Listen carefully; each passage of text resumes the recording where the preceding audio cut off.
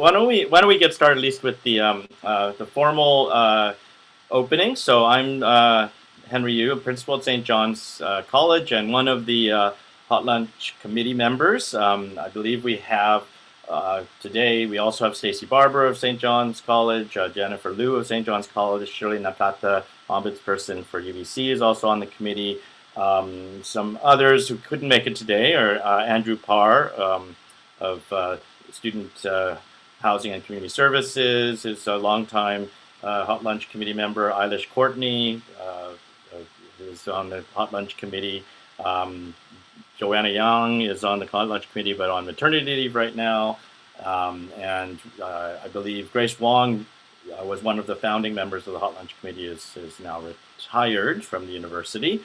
So just to acknowledge their role in putting together Hot Lunch, and I will talk a little bit about what Hot Lunch is for those who are new. But first, I wanted to acknowledge that we are on the unceded, traditional, ancestral territory of Musqueam and UBC campus itself. Now, some of you may be calling in from other places through Zoom because of COVID. So, I hope you can take the time to just think about and acknowledge where you are in terms of Indigenous territory, and again, the place of Indigenous peoples who have been displaced in British Columbia, or if you're outside British Columbia in Canada, or where you are. So welcome to virtual Hot Lunch. For many of you, you know that Hot Lunch began 8 years ago as a way to bring UBC staff together for a hot lunch and a hot meal, and to make sure that in your busy lives, working on things that you weren't eating at your desk or skipping lunch because you were too busy, but to both bring you together, to have a chance to talk to each other, network, meet people that perhaps you've never seen before, except as a name on an email screen.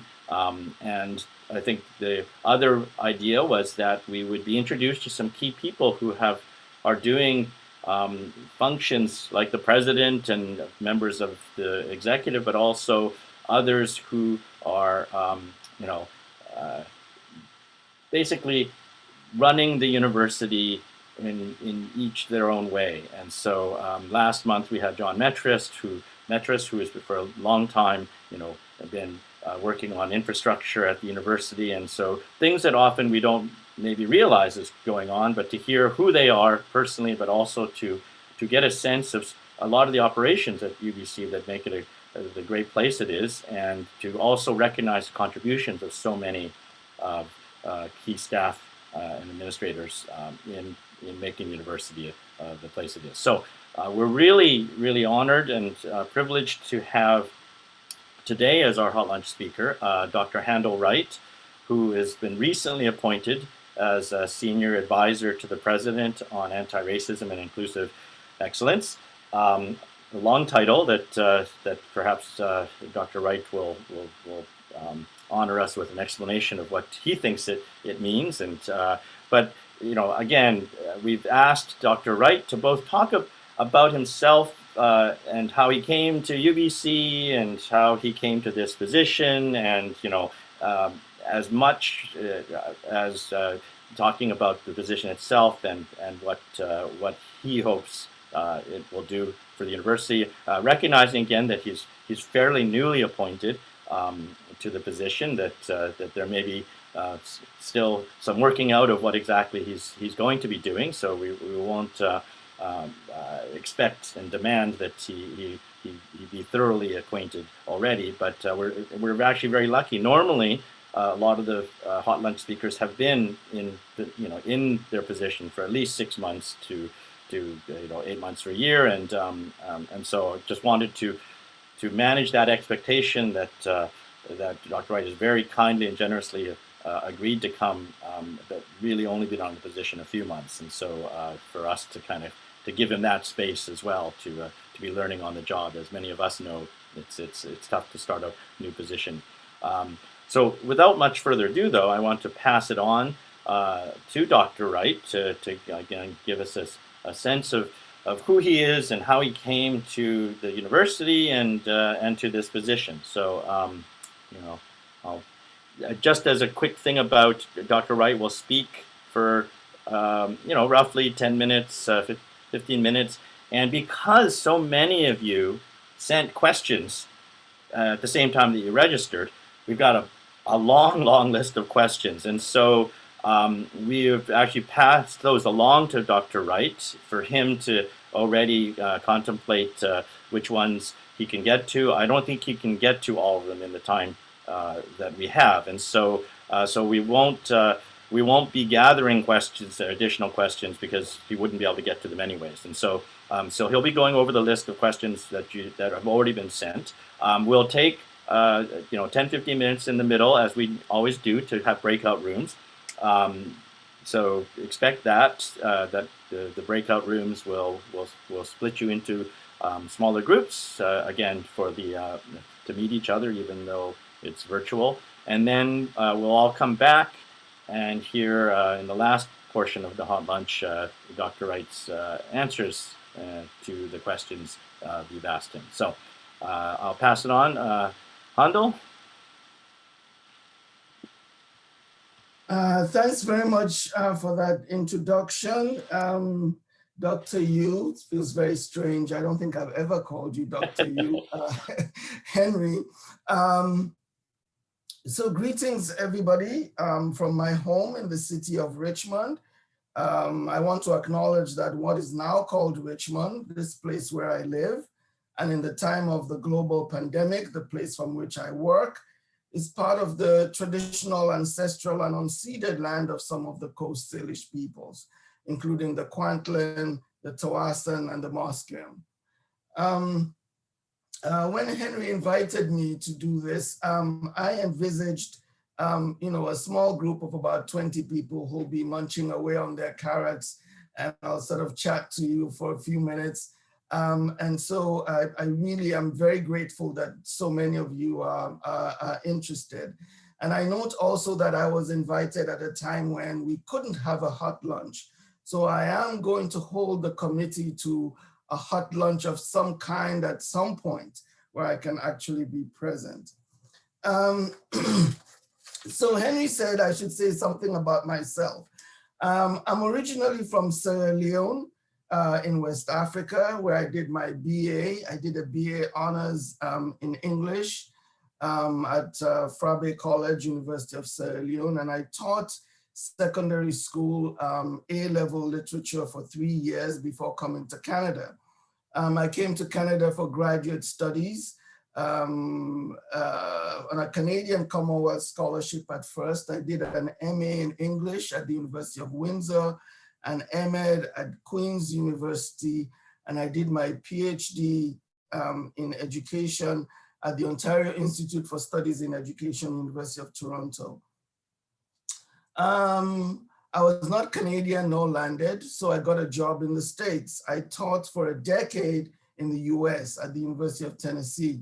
I did a lot of work on cultural studies in terms of graduate teaching and research.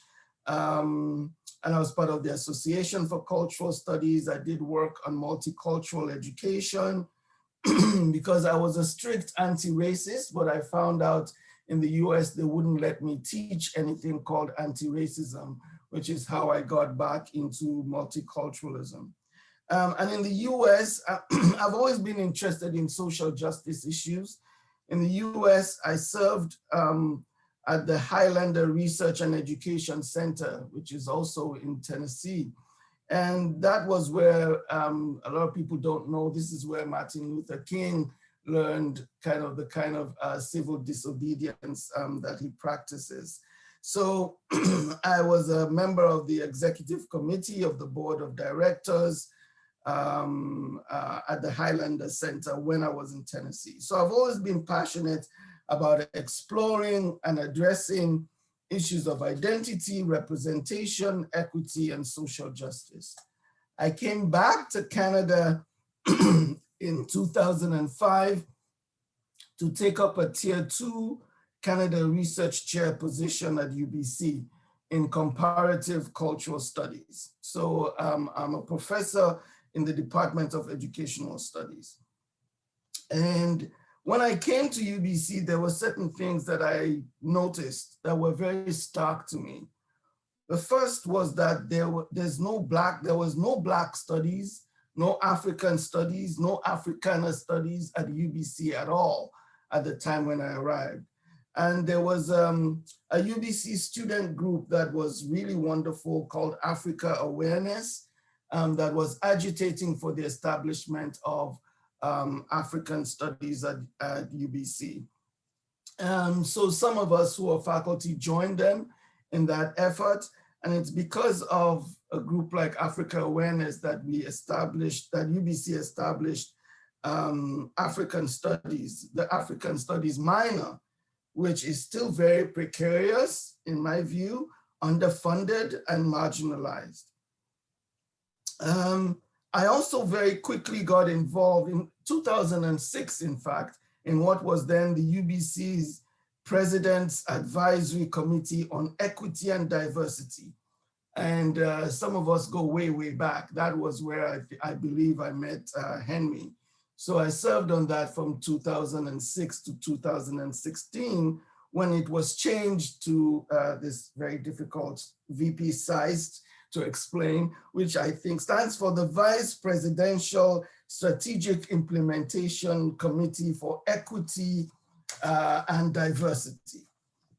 And I've served on that committee since it was initiated up to the present. And I've served as chair of a working group on race and leadership, as well as being a member of the committee. And I've worked also around organizing around Black representation at UBC, which I continue to do. As a director for the Center for Cultural Identity and Education, which I established as part of my CRC, I organized a conference on Black British Columbia. And I've also been more recently, we've founded a Black caucus. And I was one of the people who initiated that, and I served on the interim committee. We now have a more formal executive that's serving, and I'm not serving in that role. In the city of Vancouver, I've served and I still serve on the Mayor of Vancouver's advisory on Black History Month, and the city of Vancouver has an external advisory on equity and diversity issues, so I serve on those two committees. So in other words, I've been in the trenches of trying to address representation and equity issues at UBC and in community for, I believe, a substantial amount of time. And any of you who've been involved in this kind of work know that it's difficult and often frustrating work. So when the position opened for a senior advisor to the president on anti-racism and inclusive excellence, I applied enthusiastically. Here's why I applied and why I applied enthusiastically. The first reason is because, frankly, I think we have in President Ono a leader who fully believes in equity issues and is walking the walk and getting UBC to walk the walk. And secondly, I think this was a most, unfortunately, opportune time to get involved. This was after the police killing of George Floyd, who's just another in a long list of Black folks who have been killed at the hands of police. And we don't talk about it enough, but in Canada, since about 2017 to now, some 27 Black and Indigenous and people of color have been killed at the hands of police in this country. We seem to know more about the US killings than we do about what's going on in our own backyard. So the George Floyd killing is what I call the final straw. So, and then there's the amplification of Black Lives Matter movement And the responses from various universities in the US and Canada with pledges to address systemic racism and to work for equity. Some of this have been performative, but at UBC, I'm hopeful that we are actually doing the work. And third, I think it's a position that can help to make a difference, to forward the agenda on addressing systemic and other forms of racism at UBC and making the university a more inclusive institution. So the model that's being used to address racism at UBC and to work for inclusive excellence is one I think is really useful because it involves 3 senior executives. So the provost and VP academic at UBC, Ananya Mukherjee Reed, is involved in that. So that means automatically both campuses and she brings resources with her are involved in this because we often have this kind of divide between UBC Vancouver and UBC Okanagan, and her inclusion on the team means that UBC Okanagan is well represented. We also have the AVP, the VP students, Ainsley Carey, who is really dealing with issues as they pertain to student welfare in particular on that team. And then AVP Equity and Inclusion, Sarah Jane, who's responsible for a lot of the implementation. And so those folks are working with myself and also with the Senior Advisor on Indigenous Affairs, Cheryl Lightfoot, and the Senior Advisor to the Provost on Racialized Faculty, Minel Matani. So that's sort of the core team doing a lot of this anti-racist work. So in terms of the work and its conceptual frame, we're attempting to both to address systemic racism at UBC and to promote inclusive excellence. Now, institutional racism is usually very difficult to address, in large part because it is very difficult to pinpoint. We know about some of the kind of grotesque forms of racism, but how racism works in institutions is usually quite subtle.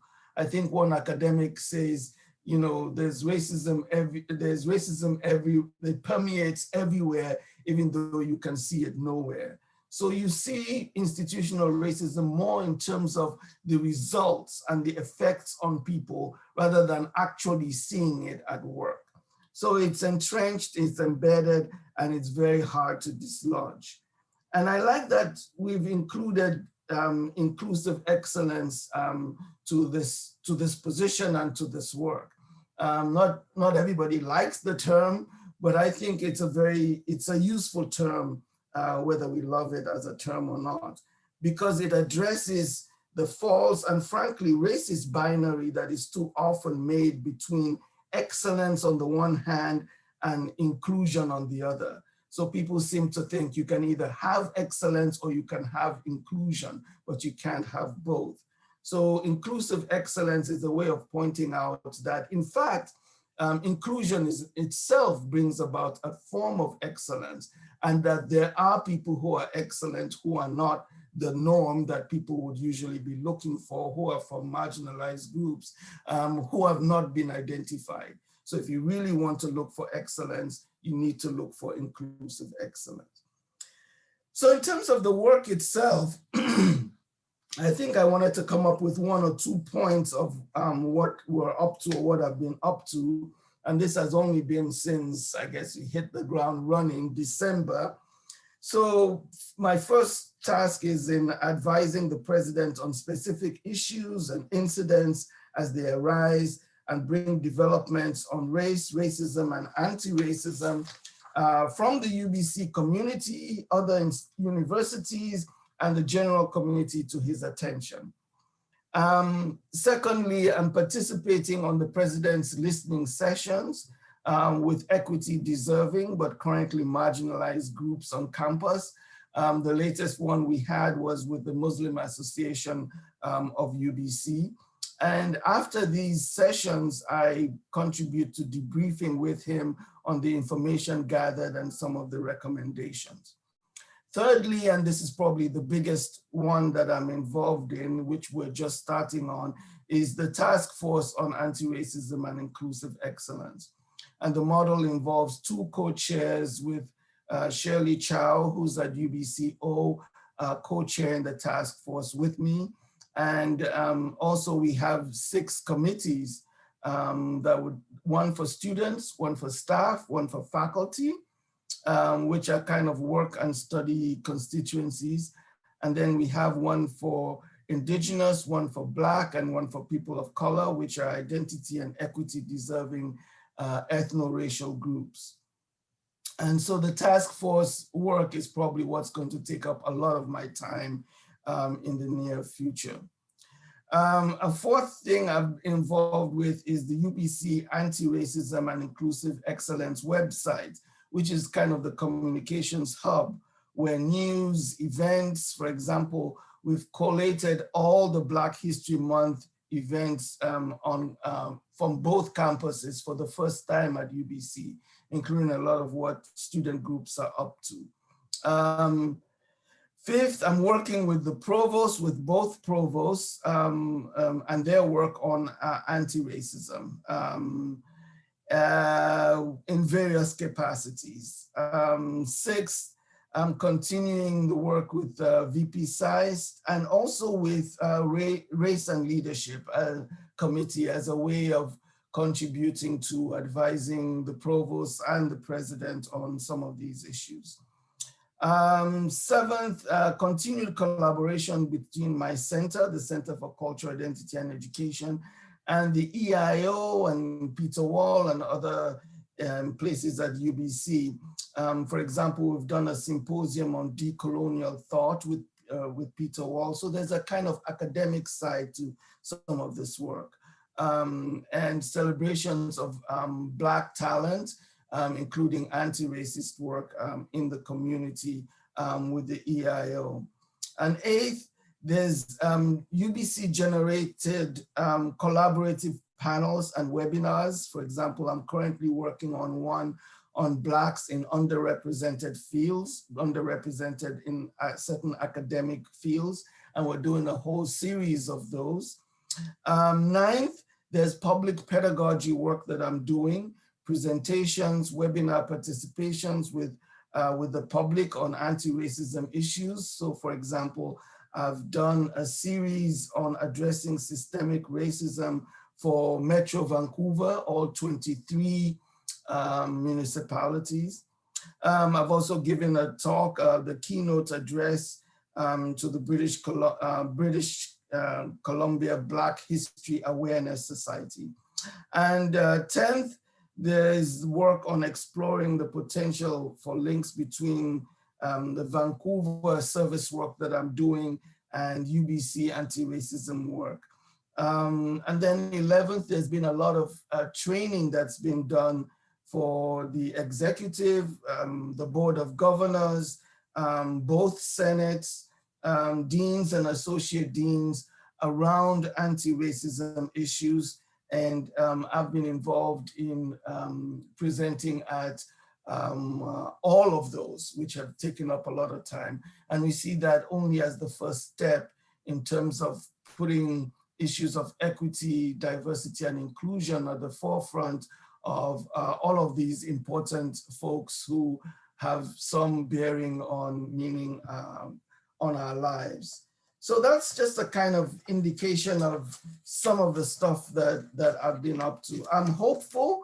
I've just started. I'm really stretched and trying to also do my own academic work, including teaching at the same time that I'm doing all of this. So that's something of a bit of what it is that I'm of who I am and what I'm up to.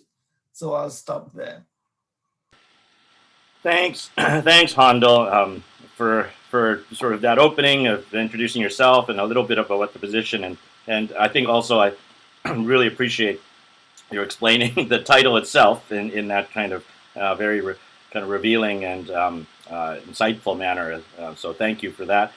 Normally we would be feeding questions through whoever is emceeing me, but because we've forwarded all the questions that we received to Handel already, so I think the easiest way is to let him go through, and then I'll come back a couple minutes before 1 to close the discussion, but it gives Handel you about 10 minutes to address as many of the questions that you can. So I'm going to pass it back over to Handel to answer questions.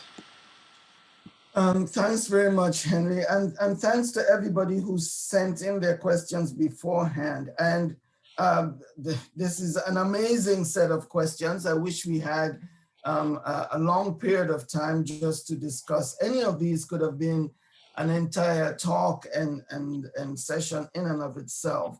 But I'll try to pull out 1 or 2 from each of the kind of categories, because as I looked at them over the break, so 2 that kind of go together is, what is your top priority in this important new role, and what is your first priority in this role?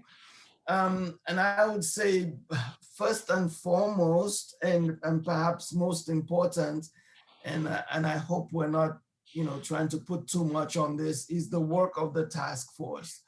I think the task force is a space where a lot of what people have been saying, different constituencies, representation of different groups, and all the ideas, and we have an amazing set of people. There were over like 100, and there were almost 120 people who applied to serve on the task force, which is an amazing response from UBC. And the task force's recommendations, what we come up with as recommendations for UBC, is what I think will be probably one of the most meaningful things that would happen. So it's not just about coming up with the recommendations, but what happens in terms of implementation and what happens in terms of accountability.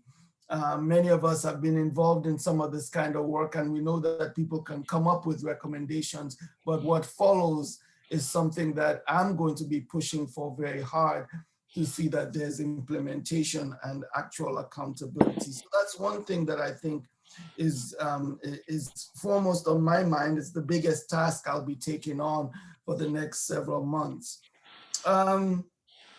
So there's a question here about how well do you think UBC is doing on anti-racism? What are the main obstacles? Those are 2 different ones that you could put together. What are the main obstacles to anti-racism at UBC? As I've said, when you have blatant forms of racism, like a supervisor is being absolutely discriminatory, uses racial slurs or something, those are easy to pinpoint. But very often at academic institutions, that's not the form that racism takes. It's much more subtle. So it's policies, it's the idea of precedents, it's the cultures that have been created in departments, in offices, and very much so it is resistance to change, right?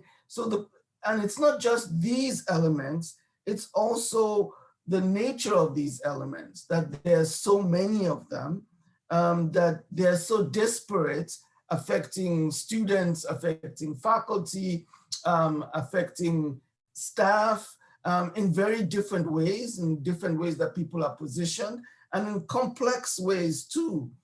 So students might be rude to staff or even to faculty.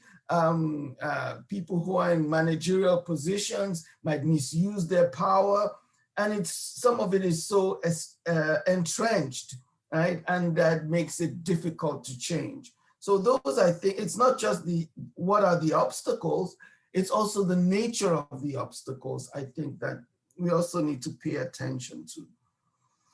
So there's a question here about Blackness in particular.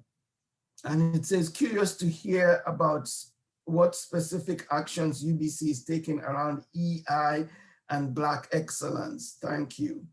And I have to say that, and I'm saying this not just because I'm Black myself, in terms of ethno-racial groups, UBC is like at its most woeful when it comes to representation in general and addressing racism in particular around Blackness. So this is one of the biggest problems I see is about representation of Blackness. And this is in some ways not just up to UBC because it's also a reflection of the fact that Black people are a very small minority in BC, I believe 1.2% of the population in general.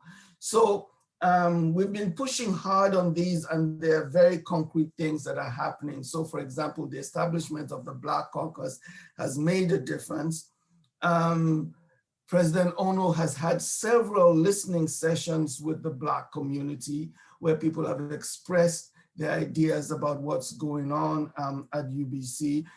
He has met with the Black Caucus executive, he has met with the Black Caucus in general, he has met with Black students, he has met with Black faculty, all in different sessions. There's an effort to create space for Black folks at UBC. There's an effort to improve African studies, which as I'd said before is quite precarious right now. There's concrete efforts to establish student scholarships for Black students. We're thinking of, and this is not complete yet, but two different pipelines. A pipeline from the schools, middle school, high school kids to think about UBC, to think about coming to university, and also a pipeline for PhDs and postdocs to think about professions at UBC, either staff positions or academic positions. So the efforts to attract, hire, retain, and support Black staff, and also to think about, well, this we haven't done yet, but I keep pushing on that, to think about Black people in leadership positions. So I think it's one of the biggest areas that UBC could be addressing, and it's one of the ones that I think they're maybe some of the most concrete things that are sort of in the making.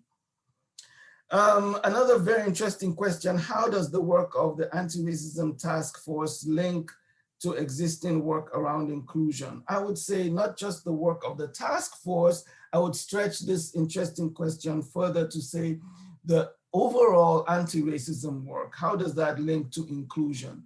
So it's very important that we think of the anti-racism work not in a narrow sense of simply addressing race, but what in the literature is called anti-racism within an anti-oppression framework.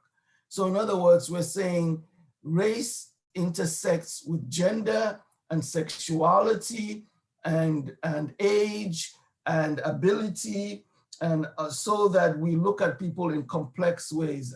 There's a female comedian that made a joke that I really liked. She said, you know, I'm tired of all this Black woman stuff. I'm going to be Black from Monday to Friday, and because I want to go out on dates, so from Friday to Sunday, I'll be female, right? So it's making fun of the idea of how can you separate those things, right? So, and there are names for some of these categories now that people are beginning to do. So the particular kind of discrimination that is perpetuated against Black women, for example, is now being named misogynoir, very specifically. So it's not just racism and not just sexism, but that combination of racism and sexism, which is almost inextricable, which Black women might face. So it's about doing this work as anti-racism within an anti-oppression framework is what I would say. So another really interesting question, we've only got a few minutes. These are so good, I wish we had a lot of time for them. In your view, what are the key responsibilities of academic leaders, for example, department heads, associate deans, in addressing anti-racism and inclusive excellence in their department or beyond? This is a really good one, and leadership is so important. So I think we need leaders that are overtly anti-racist, overtly, unabashedly anti-racist. That's that's the kind of stance that leaders should have. And that means being allies to people who are marginalized groups or equity, the official term is equity seeking groups, and I don't like that term. I'm not seeking equity, I've been denied equity. So I prefer equity denied groups. So people who are in those positions can set the tone for their unit, right? Because they are in a leadership position. They should also be willing to be mentors or to assign mentors to identify racialized folks who have leadership capabilities and actually help to cultivate their careers and promote them. Because we see a lot of that happening. But we see a lot of it happening, frankly, around whiteness. You know, white people do it for other white people, but it's just like people that you really like. So think about who it is that you end up really just kind of liking and gelling with and going for a beer with or coffee with, right? So setting the tone, being leaders who are explicitly anti-racist, providing resources within your unit for doing this kind of work. Recognition for the kind of work that very often racialized and indigenous folks are doing, a lot of extra work that is service work that is often not very well acknowledged. So what are the ways in which that kind of work can be acknowledged? And overall, connecting the institution or your unit with community, thinking of ourselves not in isolation, but as being connected to community. So one last one I might take, we've only got a minute. For you, what would be an indication that UBC has made progress in the area of anti-racism? There needs to be some concrete things. When we actually see maybe space for Black folks, when we see a diverse university, ethno-racially, but in terms also of those other categories that I've mentioned. So this is diversity across the board, because people often think of, oh, well, we've got to get more diverse students. But what about staff? What about leaders? What about the board of governors itself? What about the Senate? We need diversity in all those sorts of areas. So when there can be retention of racialized folks at UBC, people can say, I'm happy in my job. Not only are people attracted and hired, but we can retain those people. All of those would be concrete indications of success of the anti-racism work. And I see that it's 1 o'clock, so I should probably stop.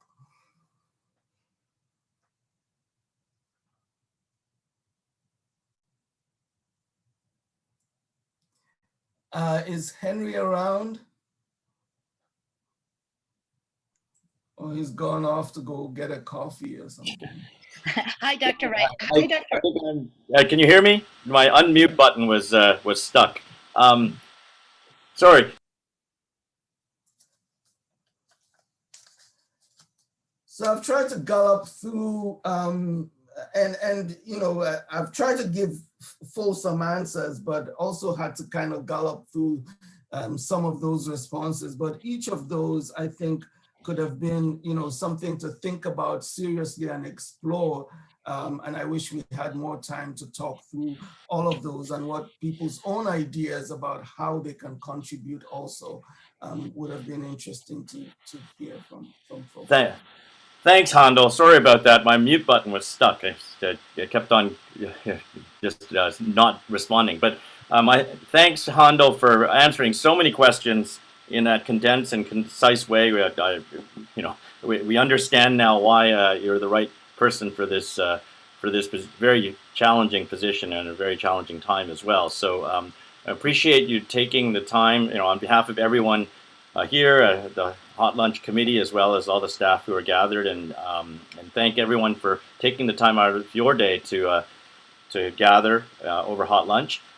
Next week we have Marcia Buchholz, who will be our speaker, and we have lined up actually several other folks, the new VP Human Resources, as well as other, and we're working right now actually on the new Chancellor, Stephen Point. So he has a very busy schedule, but we hope that he will also be able to come before the end of this year or at the beginning of next year for Hot Lunch. So many thanks again to Dr. Wright for sharing his thoughts, sharing some thoughts on what's going to be happening, and very concrete sort of steps that the university will be enacting and implementing. So with much appreciation for that.